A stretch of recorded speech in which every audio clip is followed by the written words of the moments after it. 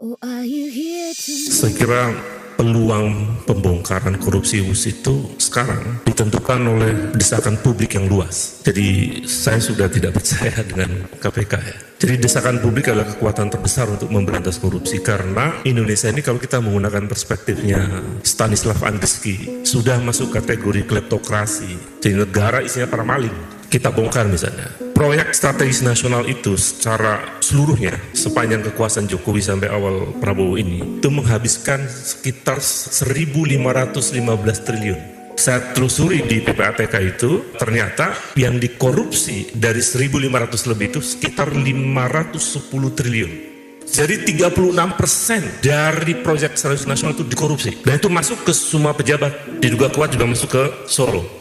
Jadi bayangkan 36% dari proyek itu bocor. Lalu apakah itu tidak tepat kalau dikatakan itu kleptokrasi? Saya melihat ini sangat klepto. Di tengah rakyat sedang susah, di tengah pengangguran terus terjadi. Dalam beberapa studi yang dilakukan oleh beberapa NGO Jerman, meneliti tentang sejumlah kontrak Cina dengan negara-negara Afrika dan Asia. Itu ditemukan kontrak-kontrak tertentu yang rahasia itu, negara memberikan jaminan khusus kepada Cina itu dalam bentuk tanah misalnya. Kasus Sri Lanka itu ada jaminan 15.000 meter tanah, yang kemudian ketika Sri Lanka gagal mengembalikan utang, pelabuhan Hambantota di situ diambil alih oleh Tiongkok. Saya khawatir kita ada yang dijaminkan kepada China Development Bank ya, dan beberapa perusahaan kereta cepat Cina.